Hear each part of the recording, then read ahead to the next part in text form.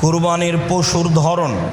জাবের রাদিয়াল্লাহু তাআলা আনহু বলেন, রাসূল সাল্লাল্লাহু আলাইহি সাল্লাম বলেছেন, লা তাযবাহু ইল্লা মুসিন্না, পৃথিবীর মানুষ তোমরা দাঁত ছাড়া কুরবানি করো না।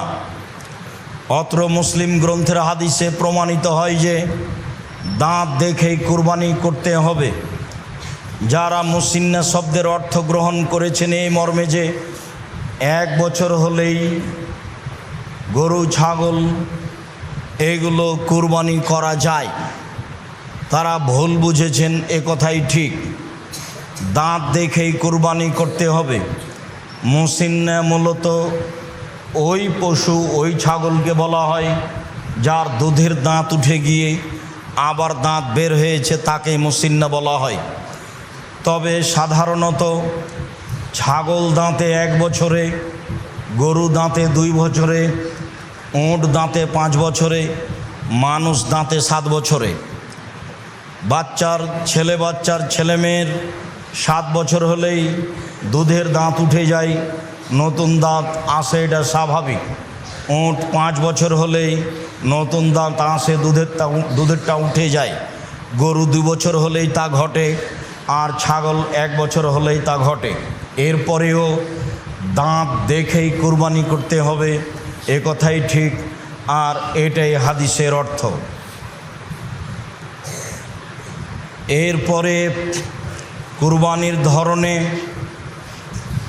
আলী রাদিয়াল্লাহু তাআলা আনহু বলেন, আমারানা রাসূলুল্লাহ সাল্লাল্লাহু আলাইহি সাল্লাম আন নাস্তাসরিফা লানা আল ওজনা, আল্লাহর নবী আমাদেরকে পশু ক্রয়ের সময় আদেশ করেছেন যে আমরা পশুর চোখ কান ভালোভাবে দেখে নিব, যাতে করে তার চোখে কোনো ত্রুটি না থাকে, কানে কোনো ত্রুটি না থাকে, পায়ে কোনো ত্রুটি না থাকে।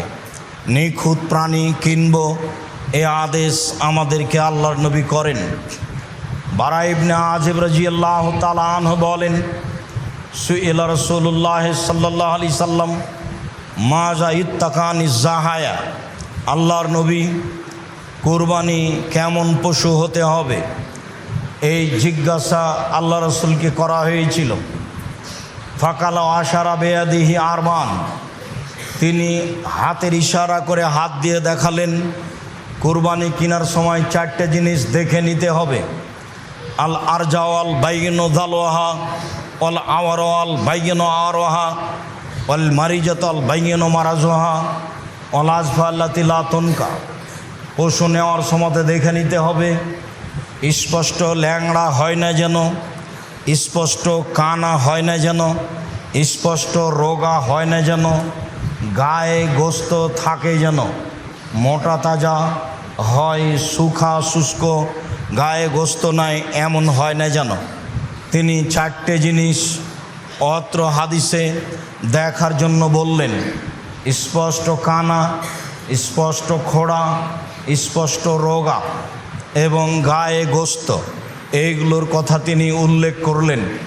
এখানে আর একটি কথা উল্লেখ থাকে যে নিখুঁত প্রাণী কুরবানির জন্য কেনার পরে যদি হাত পা ভেঙে যায়, টেরা হয়ে যায়, তাহলে কোনো সমস্যা নেই, এ ব্যাপারেও সহিহ হাদিস রয়েছে। তবে খুদ অলাই গরু যদি কিনা হয় তাহলে তা আবার ফেরত দিতে হবে, ওটা পরিবর্তন করে নতুন কিনতে হবে। কেনার পরে যদি প্রাণী নিখুঁত হয়ে ক্ষতিপূর্ণ হয়ে যায়, তাতে কোনো দোষ ত্রুটি দেখা যায়, তাহলে তাতে কোনো সমস্যা নেই। তবে নিখুঁত যদি কিনতে না পারেন, ক্ষতিপূর্ণ কিনে থাকেন, তাহলে পশু পরিবর্তন করতে হবে, এ কথাই ঠিক। নিখুঁত প্রাণী কুরবানি করতে হবে, এ কথাই ঠিক।